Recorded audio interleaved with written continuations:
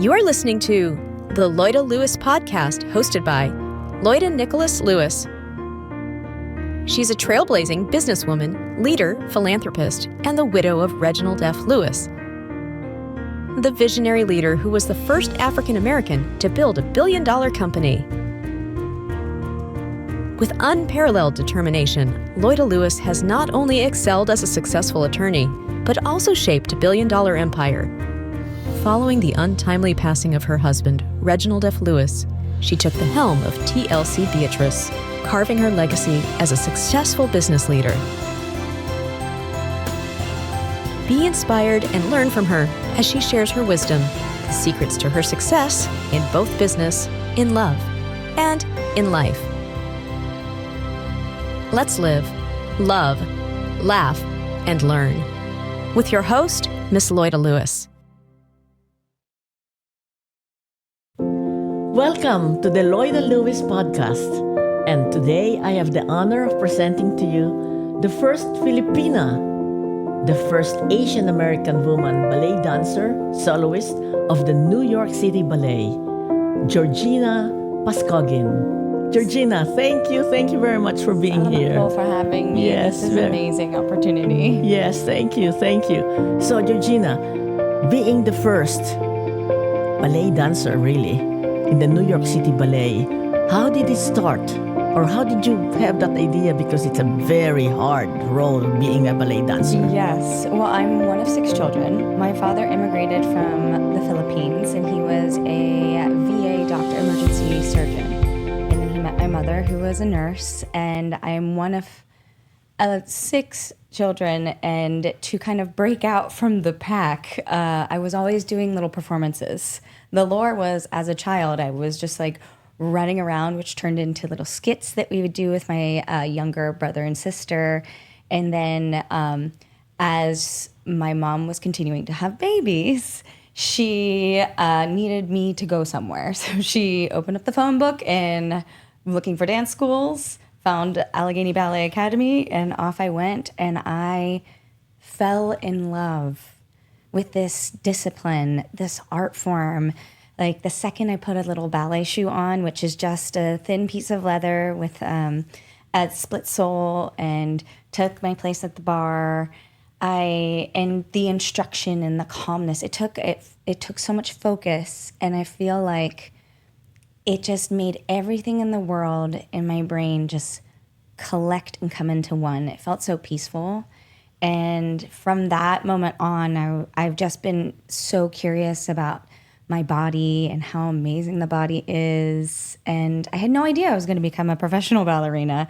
That happened later. Wait, how old were you when you first fitted yourself with the ballet shoes? I was 4. 4 years old. Oh my goodness, how blessed you are to know something.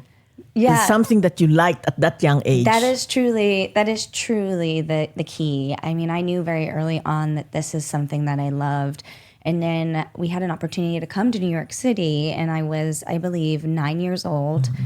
I just got... So from 4 to 9, you would always be in a ballet school. Yeah, mm-hmm. I did Catholic school during the day, and then I had like an hour off, and then my mom or father and my best friend, Miranda Grove, her parents, we carpooled to ballet, and I was at ballet from like 4:30 p.m. to 9 p.m. Wow. And then came home and finished my studies.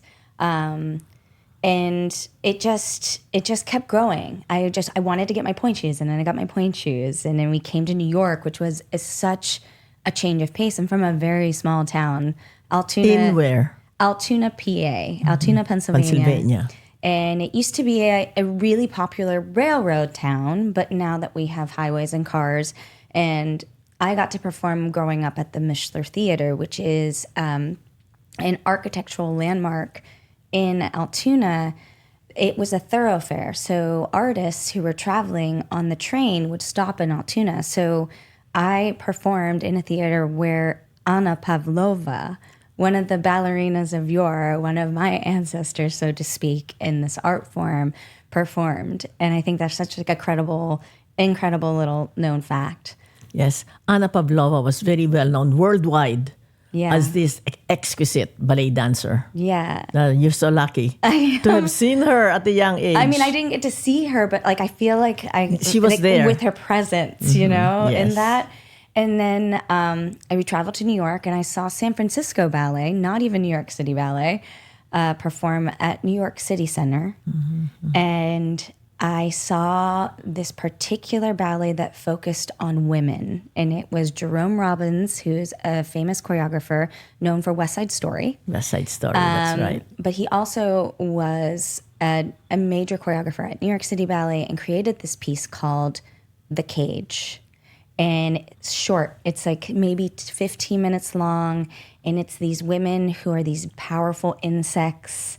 And the man comes in, and then the man is kind of used and discarded. And it was the first time ever that I saw this female empowerment. You know, in ballet, the woman is put on such a pedestal, and it's always pink tulle and tiaras and tutus. And I'm not necessarily that archetype of a woman. I have 3 brothers. Ahead of you? Yes, 3 older brothers. And so that is... So you are the 4th? Yeah, I'm the 4th. And then 2 more And 2 more. sisters? Actually, I have my eldest sister, Stacy. Then there's Joe. Then there's Tony. You can tell we're an Italian Filipino family by these names.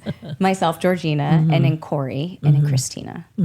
Okay, very good. Yeah. So you're in the middle. Yes, And, which is also why I needed to be a dancer and middle child. Yes.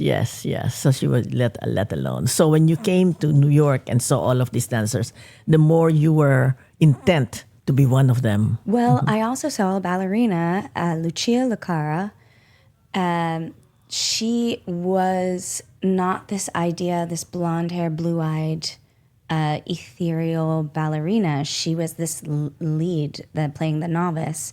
And it was the first time I saw someone who somewhat looked like me when I looked at myself in the mirror dancing. And she was kind of a beacon to me that maybe you can be this. Maybe you can be a ballerina that dances on stage. So I kept working towards it. And then a few years later, at the age of 14, 15, I was invited to come to the School of American Ballet summer course on a full scholarship. And that was kind of the catalyst for my entire journey with New York City Ballet. Yes. You know, it's very, very, hard on the body. Ballet, isn't? I mean, how were you able to sustain the physical demand on your body? Yes. I think it's kind of a misnomer that like ballet dancers are frail. I think ballet dancers in general, are some of the strongest people around. You have to think of it as like not only are we artists, but we are Olympic level athletes. So the amount of cross training, and I grew up in a time where weight training was not a thing for me when I was at the School of American Ballet. Now it is. In terms of being a professional dancer, there's hardcore weight training, and so much has happened in the science world where you can, blood flow restriction to build muscles and recover from injuries faster. For me, growing up, in the early aughts and coming to SAB, I lots of Pilates, and that was also a journey, finding what works for me, because I am a body type. My body type has been, attacked in various ways and not looking like what a ballerina should look like. I am a strong build. And so I love things like swimming. I almost had a career in swimming. And it became time to choose. And I figured, dance feels like a more plausible pathway for a career. So you also enjoyed swimming? I enjoy swimming. I enjoy surfing. I took my first surf trip and then came back and immediately got what we call like a fat talk, which is kind of ridiculous. But it's because my body does put on muscle really fast. But in the same vein, they would give me this feedback, which would, hit me at any, it's never a fun thing to have your body looked at and told that it does not fit in. So what I did realize in my early 20s is that my body does adapt super fast. And so there was a time in which I couldn't swim. I was not able to swim because it changed the way my muscles looked on my body. But now that I'm no longer with New York City Ballet, a 24/7 occupation job, I'm so happy to say I've gotten back into the pool, and it's something that I've missed so, so much. Yes. All right. I want you to hear that 24/7 work. That's how much she is determined to stay on her career. Yes. I mean, it really is a lifestyle. To be a ballerina is a lifestyle, much like your lifestyle is, running a Fortune 500 company. But you chose it. Absolutely. And part of it, yes, it chose me. I mean, there's certain things that are God-given. Like my flexibility is God-given. But the drive is instilled, but that's also instilled through the practice of the art. I get up every day and, I still take ballet class 3 to 4 times a week in some shape or form. So she maintains the rigor. Yeah. He maintains the exercise. It's there. And I find that those values of discipline, determination, grit and perseverance. Again, did you hear that, please? For those expecting not just being a ballerina, but just being successful in life. What are those 4 qualities that you're saying? Grit. Determination. Perseverance. And then discipline. And discipline. All right. For all of those, you can apply that in any source, in any life, in any of your career. Those 4 qualities. Yeah. Thank you. And now I get to pass on what I know, and I've been teaching a lot of pre-professional dancers and been budding into choreography a little bit more, and that has been such a special gift to teach someone, and you can tell immediately if they're locking into oh, this is going to take a lot of work, and you can see the green light go on in their eyes, or you can see their spirits be like, this isn't for me. But it's wonderful to be able to give back in that sort of way. Yes. All right. Well, we're just going through. You're coming to New York. Yeah. And then, how did you get into, first the New York City Ballet? Right. Was that your first professional? That was my first and only professional company. So I came to the SAB summer course a number of years, and I had a lot of injuries. I was not 16, 17, at any age, I think from age 12, it happens. The ideas that are imposed upon us by the overarching patriarchy, they happen just not so overtly, but it's everywhere. It's in every magazine. And so when I started to experience my body changing naturally, is when I suffered. I suffered from an eating disorder, and You didn't eat? I was trying to maintain my thinness, and in the spirit of being just very open and honest, I was scared. I was just turning 12, 13, and I saw the scale going up to I'm going to weigh 100 pounds. That means I can't be a dancer. And that sounds wild to me now as a full-grown adult, looking back at this tiny baby girl being you don't need to do that. You should be a kid, and you were already so driven to get there. So kind of suffering from I was already realizing that I don't look the same as all of my peers at the School of American Ballet, but they like me, and I'm being given an opportunity to come here free of charge. And so I felt this immense pressure to deliver not only for my parents, who were super supportive, but just for myself. There was no question of whether or not I was going to become a professional dancer. I did not have an eye to join New York City Ballet. At first, I just figured I saw San Francisco Ballet, so I'm just going to go there. But I found an amazing teacher, Suki Shore, who still teaches at the School of American Ballet. She's in her 80s. Really? She's incredible. Wow. 80 years old, still teaching. Among many other teachers, but she is just someone who has constantly believed in me. So I was so lucky to have someone who was always advocating for me in rooms that I was not in. and I did a lead role in workshop. I spent 1 year, winter term, invited for the full year, and I studied at professional children's school. And what was really interesting about that move from Altoona is that I left my family essentially and went to a boarding school. I'm deciding because they remained in Pennsylvania. Yes, Mm-hmm. I lived in the dorms. So it was a college experience at like 16, Teenager. 15. Yes. And when we arrived, it was September 9th of 2001. My first day of school at professional children's school was September 11th, 2001. Oh my God, World Trade Center, the bombing. That was your first day of school? Yes. It was like the first week of school. And so that was a huge trauma to our city, to our country. And obviously my parents were completely freaked out. Thank God I have, my Uncle Tim lives in Englewood. And he, in School of American Ballet and Professional Children's School, they were just like, the dancers have to leave.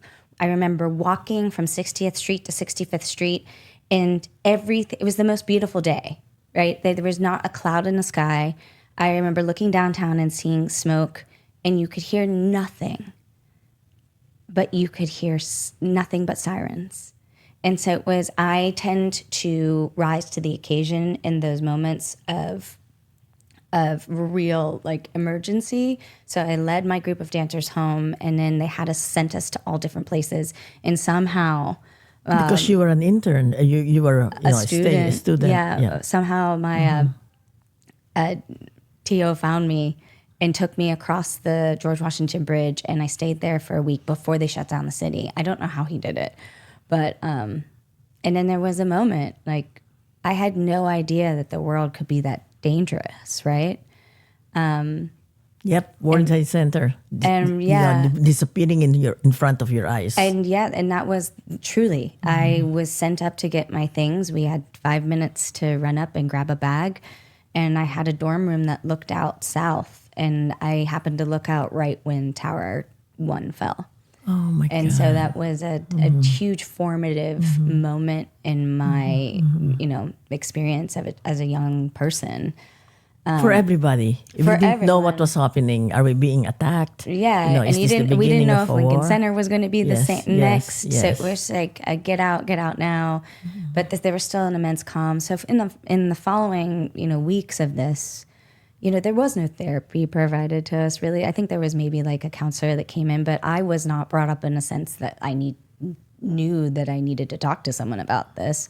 So that's when the eating just sort of really crept in, that way to control and purge out all of this feeling of survivor's guilt, of confusion, of just loss, whilst I was training. And I just kept on getting smaller and smaller, but everyone in the ballet world was loving me more and more. You were not eating. Does that I mean was you were eating, but I was purging. It appeared to everyone that I was fine, but at night the anxiety would become so much that I would just purge everything. And then that hit a point. I was supposed to dance 2 really wonderful roles. Ballet de Regina, the lead, which was, originated by Merrill Ashley, and the 4th movement Brahms Schoenberg Quartet, which I did end up performing. Is that Balanchine? It's Balanchine. Both are Balanchine at the workshop, and it was my chance. It was the most high pressure moment of my pre-professional career, because Peter Martins is going to be there, other artistic directors. Am I going to get a job? You only have one shot to get a job. Peter Martin was then the head Yes. of both the school and the company. And there was a lot of speculation. There's also was a scholarship that was it was called the Wien Award for our outstanding artistic promise. And it was who was going to get that award? I was not even considered by anyone on those lists, but I knew in my heart I kind of wanted it, but I didn't say it out loud because I didn't want to get made fun of for wanting it, because why would the little person of color girl want that? She's just happy to be there. But I broke my foot because I was so unwell. I had a stress fracture, and I ended up having to forfeit one of my shows, which was Ballet de Regina, which was the classical ballerina role that I was really working hard on and loved. I was still able to do the Brahms-Schoenberg quartet role, which is more suited to my personality, on Monday night, which is the gala performance night. But there is something in me that I don't have many regrets, but I wonder if the ballet world saw me at, my strongest, at like before any affectations of career and style of being in a company, to perform Ballet de Regina, a ballerina role as a Filipina, how my career might have shifted or changed. But, that wasn't the case. I still ended up getting an apprenticeship, and I won the Wien Award. Oh. So that must have been a surprise. It was totally to everyone. Surprise. Yes. To everyone. Yes. To everyone. Yeah. And, I don't think it was a surprise to Suki. I think she knew. Yes. But yeah, that in that kind of set trajectory, I became a professional dancer, and that is at the age of 16. Wow, that is tremendous. It's really. But as you said, a tremendous pressure on you at such a young age. Yeah. Yes. Yeah. And then it continued until you joined. When did you join the New York City? So I Ballet? joined in August 15th of 2002. And then I spent 10 years in the Corps de Ballet. My first 2 years were a little rocky because, I was recovering from an eating disorder. My body was also, maturing and changing. And it was, I have to say the ballet world has made huge strides forward. I think individuals like myself and many other people who have advocated for change within the art form have made it so there is room for different body types and for fluctuations and just growth. I mean, I got a professional job when I was 16 and barely was an adult biologically speaking. And for my ballet rehearsal directors to not recognize that was so hard, and to be navigating all that, but needing to stay prepubescent looking is, like you said, it is an immense challenge. And that's why when I teach, we all as educators now and as dancers understand that there's so much more to this than looking a certain way.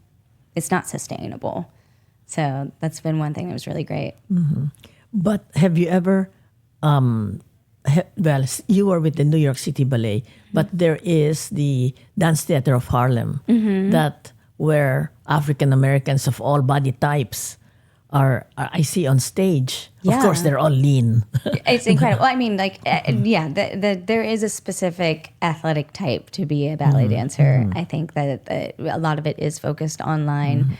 And yes, Dance Theater of Harlem was there. But I didn't have a job. I wasn't offered a job at Dance Theater of Harlem. I was offered a job at the New York City Ballet. And so I worked really hard to rise through the ranks. And in February of 2013, I was promoted to soloist. Soloist, that's right. And became the first Asian American woman to ever break out of the Corps de Ballet. And I think at that point, the company was 70 years old, which opened my eyes to a lot of things. All of a sudden, then I was not just like someone who loved ballet and did ballet as a job. All of a sudden, I was an icon, a role model, a this, a that, and that was a new set of pressures to rise up to. I'd never anticipated that. There's never a moment in my childhood making up dances in my living room that I would say that I am going to speak out and speak up and use my experience to talk about how Asian representation on our stages needs to change. And that has become another really important side of who I am as a person.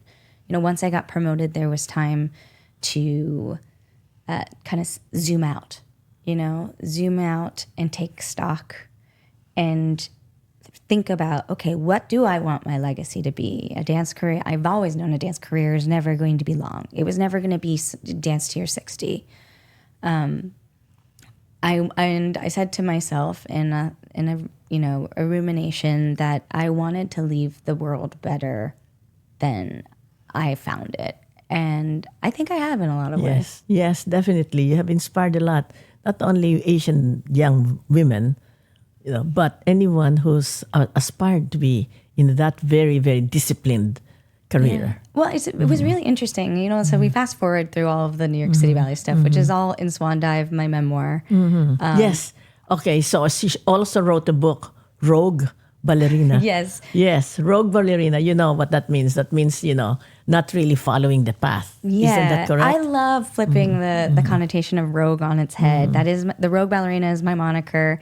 And the book, Swan Dive, The Making of the Rogue Ballerina, kind of is this tale of loving New York City, but also being a person of color who is growing up and becoming kind of handed this like golden cage, which is like, what privilege to be able to dance at the New York City Ballet, but also you're making this much money at this age. And it just opened up like how the temptations of a city and the training that still needed to happen and kind of all of my mishaps in between, which is why I did these palette cleansers between chapters of very heavy content of me just falling. I am probably one of the most graceful people you'll ever meet, but the second I'm off the stage, I'm the clumsiest. Walking is quite hard for me. Wow. Is that what you were saying, that in the book you would give, all the pitfalls? Yes. Yes. Can you explain a little more? Yeah, so in between the chapters, I have what I call our little swan dives. And they were little like snippet, maybe 1 3-minute stories of me falling either on stage. You would fall on stage while performing? Yeah. Yes. I feel like there are many ballerinas that hit the deck, as we say, when we are performing. But that's part of the Balanchine technique. I believe when Balanchine was alive, when a dancer would fall, he would say, like, that just means you were trying. You were reaching the pinnacle. You were reaching for it, which is the whole basis of Balanchine technique, is to take a classical line and stretch it further, to move faster, to be within the beat of the music, test how fast the speed are. And that's what I love about my particular breed of ballet dancer. Wow, that is terrific. Yeah. And tell me more, when you came out with this book, how was it received? By your peers and then by the reading public? I think it's such a closed environment, right? And, I was already making waves with Final Bow for Yellowface, which was my diversity initiative. I started with my best friend and partner in change, Phil Chan. So we were already. She was also part of the New York City Ballet. No, he actually did not. He did not dance professionally. His alma mater was at AAPI, so he did train in dancing, but did not dance professionally. But he's kind of the dance scholar to my danseur. He is such a brain, and so we would we always have. That's another thing. It's just have a friend, have a colleague that's a safe space that you can battle, like send questions to. What if? We would always say, what if? And then, in thinking about how to make ballet more diverse and how to break through stereotypes. And that's kind of what my book was, a Swan Dive. It was me stepping into my full truth. And so in any space, when you're talking about things that we normally wouldn't speak about at the dinner table, there is going to be a bit of pushback. But I will say, the broader public, I had so many women, so many non-dancers, so many men. There were a lot of men who read this book too and saw something in it that resonated with them. And that's like, it's okay to not fit in. Like how I have embraced being rogue, and this is where I come back to flipping the connotation. Rogue tends to mean dangerous, but that just means different. And it's taking like, no, different is my gold thread. It's what makes me special. And so I was hearing feedback from, my artistic director, my ballet, rehearsal directors being like, you're not this, you're not this, you're not this. And then I just decided to embrace what those things are and spin them into something I could use. And it became an indispensable part of a company that I still love.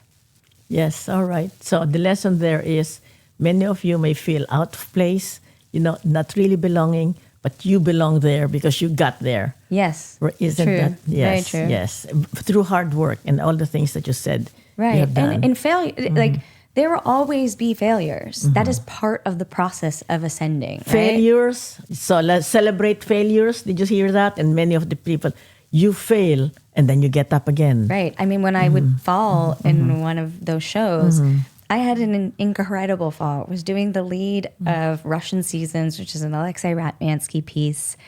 And I am the only person on stage and just like fell so hard that I had knocked the wind out of myself. Oh my goodness. And you could goodness. hear the 3,000 people in the audience go, Gasp. "Oh." Yes. And then I get up and I'm still in spasm. My whole diaphragm's in yes, spasm. And I yes. just didn't know what to do. So I just tendu plied and then did this incredible quadruple pirouette, which if you've ever seen ice skating, the quadruple turns that they do, that's basically what I did. Oh. Just because I was so held because I couldn't breathe. Wow. And then everyone ran back to see if I was okay. Yes, and yes. But when you did that, the audience accepted it. Oh, they clapped. They applauded. They become your biggest fan. Yes, They become your yes, biggest fan. So yes. it was just one of those things where people wanted to see me dance because they might see the best performance of their lives. They might see that it was going to be entertaining, whatever it was going to be. Yes. And then after those shows, I was very upset that I fell doing a lead role. I always make a practice of washing it away because you can't keep it. Ballet is such an ephemeral art form. And what happens on stage is gone. And although it's recorded sometimes, it doesn't capture the specialness of it's why seeing arts live is so important. You never get that back. That's you right. never get those moments back. And so I can't implore people enough to continue going to live theater and supporting the ballet, supporting Broadway in general. Because being part of that, but also being able to let it go when it's time and stepping out of the theater and walking my dog and coming back to being a normal person. It's really important. All right, so very important. She fell in front of 300 spectators, but she stood up, did a little pirouette. So for those of you who fall, it's not the end of the world. No, isn't certainly it? not. And you immediately just take on the moment. Yeah. Okay? You did what you could do, and then, improvise, and she continued. And I'm sure the audience loved it. Yeah, they did, actually. They did. Yes, because it's very human. You didn't run out and then in crying, you just continued. No, okay? the Very show goes important. on. Life does go on. Yes, life does go on. And you said, wash it away. Yeah. Don't dwell on that failure. I do find that that's a really interesting, and when I'm coaching my littles, as I call them, just being like, it's okay if you fall, and if you're really kind of feeling bad, have a moment, feel the feelings, and then wash your hands so you can wash it away. And Very then, good. There's That's there great. you've acknowledged it, Yes. and then you're letting it go down the drain. Acknowledge it. Yes, Yeah. and then move on. Yeah. Right? Yes. And just tell us the first time you went on Broadway. On Oh, Cats. wow. Yes. Yes. Well, my very first Broadway debut was actually in On the Town. I There see. was a ballerina that was injured, and I was making I was feeling like I wasn't being fully seen at New York City Ballet. I wanted to stretch. There was something in me that wanted more. And so I asked, the power of asking. I know Susan Stroman, John Rando, Josh Bragas, and I just sent emails out being like, hey, if anything comes up. And then all of a sudden, John Rando's calling me being like, are you in the city right now? And they know that a New York City ballet dancer learns incredibly fast. That is also part of our traits. Training, yeah. We pick up choreography insanely fast. And so they needed to put me in the show in an ensemble track with a night or two notice. Okay, so On the Town is a story of 3 sailors arriving in New York City. Okay, and they have just one day, 24 hours. Right. And then you were one of the women. I was one of the women on they ensemble, met. Yes. and then I had a speaking role. And so the first time I came on, I was opposite Tony Yazbek, and I like said my line, and the whole audience laughed. And then I was like, "Wait, what? Like, I can use my voice and make people laugh." Yes. And so that was like a huge shift of like, oh, there's more artistic juice in here that I can play with. And then I fell in love with singing. And they very sneakily taught me the Ivy track, which is the lead woman of the show. And then after my little fill-in, when the dancer got better, I received a call again, and they were like, would you like to come in and play Ivy Smith? And so that was my first principal debut on Broadway. And then fast forward to 2016, I played Victoria in the first Broadway revival of Cats. Cats, yes. For those of you, this is based on a poem on cats and became a hit show where everyone on stage is a cat. And you were Victoria, one of the Jellicles. One of the Jellicles, of course. Yes. One of the Jellicles. And you could sing. Yes. So the singing and embracing these other gifts, like my body is always going to be different from day to day. The voice is going to be different, but I felt truly fulfilled being able to combine acting, dancing, and singing into something. And I thought that Broadway was going to be really an endeavor in maintaining the mundane, because you're doing the same piece over and over. At New York City Ballet, we do, we're doing black and white Balanchine, which is these non-story ballets, which you don't wear a lot of costuming. You're wearing, which is our traditional dance, where it's like pink tights and a black leotard. That's what I mean by black and white ballets. Or we might do one Swan Lake. Basically what I'm saying is that every day I was dancing something different. Whereas Cats, you're doing the same show 8 times a week. 8 times a week. And I have to say that it was one of the most joyous times of my life, in which I grew so much as an artist, to be able to have the opportunity to not just do something 4 times and put it away, but to steep yourself in character and to like let that character breathe and grow more and more as you continue to interact with an audience that changes every night. It was that flip of the switch for me. That I was like, wow, I'm affecting so many more people than I ever thought I could.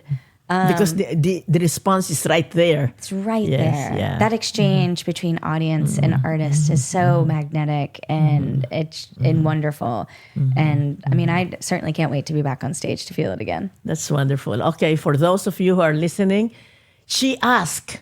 Yeah. Okay, it's very important. You don't say they should know what I am thinking. No, nobody knows what you're thinking, even in prayer. You have to say it and manifest it. You do. And it happened. You really do. I don't always audibly verbalize it, but I am manifesting a lot in my head. I'm setting intentions for myself. I really do believe that the universe looks out for you. And I also am a huge proponent of asking. It's the hardest thing. But what do you hear? A no? Okay. Wash your hands and move on. That is something that I hear no a lot. Way more often than no, yes. Not yet. Yeah, sometimes. But sometimes a no, not yet. Yes, I kind of view as a yes. Yes, yes. Very good. So it's a practice of being used to hearing no and not being afraid of the no. Not being afraid of the no. Yes. You just go over it. Then she says, wash your hands and move on. Yeah. Wonderful. All right, this is from Rob L. How has refocusing your artistic goals shifted as you transitioning to more off-stage work? Wow. How have my goals shifted? Well, it's truly being ambassador for the art form that I love. I love ballet. I am also shifting my art form into acting full-time for film and TV. I am a person, I just got my real estate license, which you and I didn't get to talk about prior to. We didn't talk about that. And I am doing a lot of outreach work, not only with Gold Standard Arts, which is the larger arts organization that I have built with Phil Chan through Final Bow for Yellowface, but I've been working a lot with Orphaned Starfish Foundation, which is this wonderful foundation. Andy Stein, who's a dear friend of mine, he builds tech centers. What is that? Tech centers, like computer centers. Oh, okay. In at risk in like countries that are much poorer than ours, but still, he has programs in the reservations. The Native Americans. Yes, and like for instance, my partner and I, Moses, we just came back from a trip to Brazil in which we taught the kids. I taught the kids ballet. Who were living in the favelas. So they have absolutely nothing. Yes, and favelas in Brazil is like the inner city, or in the poorest section, squatter. Yeah. Yes. And they don't have access. So you have the tech side. Andy gives them the real pathways to careers, to breaking their own economic ceilings. And then I come in as an artist ambassador and teach them the joy of dance and movement. And I'm not training them to be ballet dancers, but then there are programs in which the dancers do dance. We went to Paraguay, and the kids there, it's a much different program. And unfortunately, so many of those children have been trafficked and orphaned.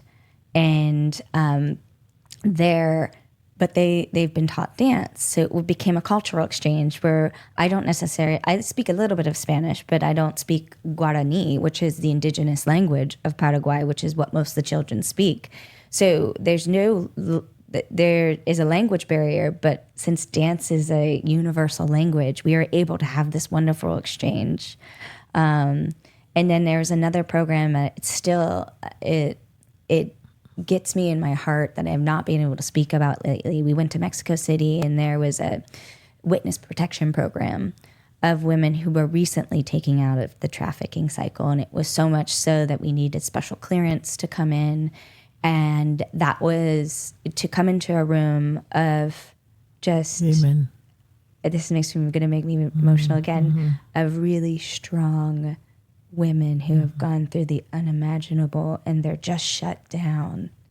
And I just offered up, like, I'm not going to ask you to get up and dance with me. I just put on one of the Tchaikovsky serenade, and I was like, I just want you to listen to this music. And I just demonstrated the first part of Balanchine's choreography. And then one of the women, she decided she wanted to get up and dance with me. Oh my God. And we had this moment, and then we had a lunch because we interact and spend time. And through my broken Spanish and her broken English, we were conversing. And she said that she wanted to be a ballerina before all of this had happened to her, and what a gift it was to meet see you. and that really uplifted her spirit. So that is work that is. It gives so much back than I could ever give to them. So it almost feels like I'm taking from them. But I think it's been something that this work is so meaningful to me. And now I'm really excited to say that I'm going to the Philippines for the first time with this organization and working with the programs there. So I really want to make sure that I've never gone to the Philippines before. So this is my inaugural trip. Oh my goodness. All right. So she transitions for all of those, whatever you have, there's always something available that is good, that you like. Yeah. Okay? And you change women's lives or people's lives. Yeah. Thank you. With your art form. Yeah. Thank you. Okay, this is from Don M. During these trying times in America, how do you plan to keep fighting for all the groups you represent? Mixed Asians, Filipinos, women. I think the simplest thing, there's so much chaos, is we as people of color, we show up to continue standing your ground, showing up, being excellent in the space. In my darkest moments, there is a little voice, or I have a wonderful partner who tells me, or, best friend that says, just you showing up is an act of defiance. My art is an act of defiance. And I think that we can all take something from that. I realize that not all of your viewers are dancers or artists, but I think just the act of showing up and as your true self, it is such a radical act, because we have been told we can't be ourselves. And we get lumped in by all of this. Social media is such a wonderful thing, but at the same time, it's such like an echo chamber. And we get lost in the sauce, and we are all lumped into one monolith. We're all incredible individuals. And it's much like I've been thinking a lot about the People Power Revolution, and I've been thinking a lot about Here Lies Love and how we created this musical, and it talked at its heart. Yes, it centered a dictator, but at its heart, it talked about the power of simple people uniting together and peacefully overcoming an evil. Yes. Oh, we need that now. Very much where we are now. This is from Julia S. You did a couple of shows on Broadway, maybe more than just a couple. How different was your experience from your norm in the ballet world? And would you pursue more work on Broadway in the future? It was a huge eye-opener for me. And as I mentioned before, the ballet world is such like a microcosm. And I had no idea that there were other Asian American women in other companies who were having the exact same siloed experience, being cast as like the Arabian lead and Nutcracker, and having all of these things said to them. And so it just like branched it out. Then I came to, for instance, doing Cats. I realized that like there's so much. I interacted a lot with the security guards at the New York City Ballet, and some of them are no longer with us, but there are a lot who are. And every time I step in that building, those are people who run up and hug me, the ushers. From the very beginning, I didn't have to do that extra work. We were all integrated with each other. There's this huge community. It's not just the performers that you see on stage that put together a Broadway show. It's everything from producers, co-producers, to music directors, to, you have assistant directors, hair people, like makeup people, costumes. There's so much that's going on backstage. And I realized just the entire community of it, and how much this community looked at me and said, like, what do you mean? You're perfect the way you are. You don't need to be anything else. And I was able to flourish there in that Broadway show. And I just like was able to giggle and play jokes and be with other people of color, and be called, as an adult, all of a sudden I was allowed to call out of a show and not experience like this idea of if I called out of a ballet, I would be replaced. Yes, called out means to call him sick. Yes, to call him sick. I didn't have to be sick. I could take a personal day. I could go to the doctor.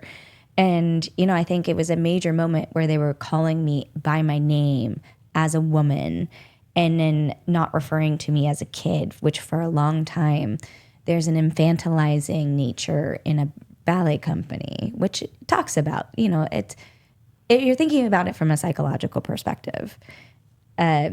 Calling an employee who's an adult a child is a way to exert power over them. And so there were a lot of systems, just in my little brain, wanting to know more information. I'm seeing how those like, wow, that's sort of an authoritarian regime that I was in my own right. Whoa, that's wild.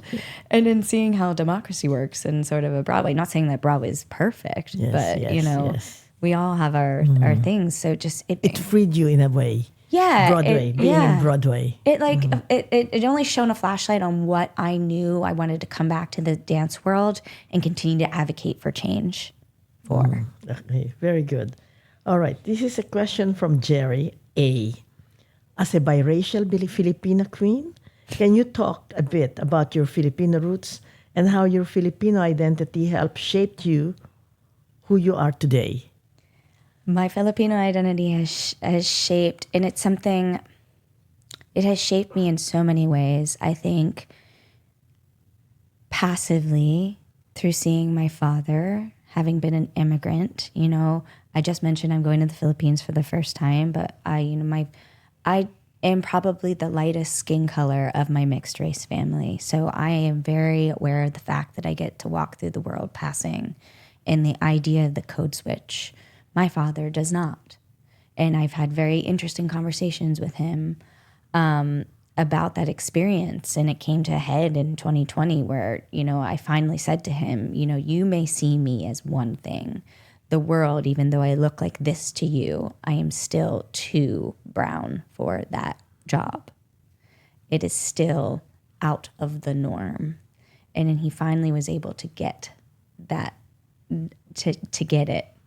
And then when I left City Ballet, I set in this wonderful intention again, that I wanted to connect with my Filipino roots. And then like out of the ether came the opportunity to co-produce Here Lies Love, in which, you know, I met my partner in life, Moses Villarama, and this entire group of Filipino artists all over, not just on stage, behind stage. I met you, Tita.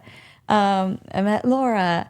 It has opened up a new world to, you know, identifying and truly being me. You know, like for a long time in my work with Funaball for Yellowface was talking about being Asian American, and a lot of that gets siloed into the East Asian experience. We didn't get to talk a lot about South Asians, and even just like Southeast Asian, which is, it's different. The nuance of the diaspora of Asianness is wild. Once again, we are not a monolith.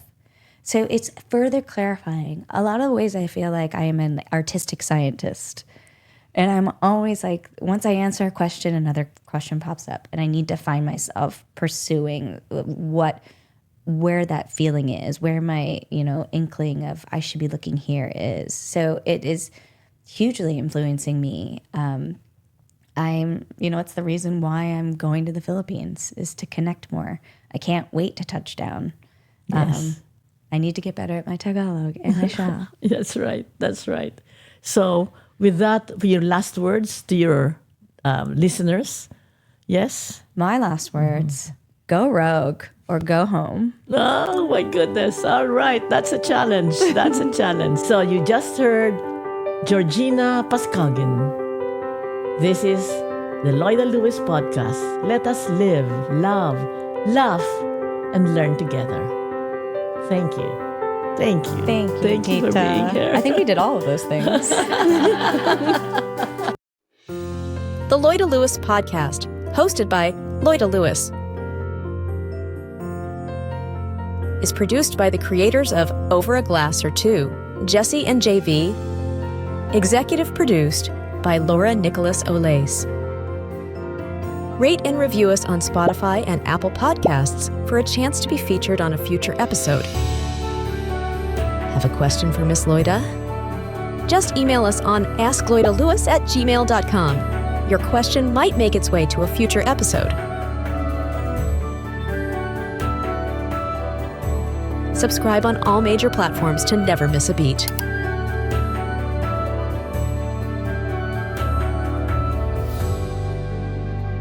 Thank you for listening to the Loida Lewis podcast. Let's live, love, laugh, and learn together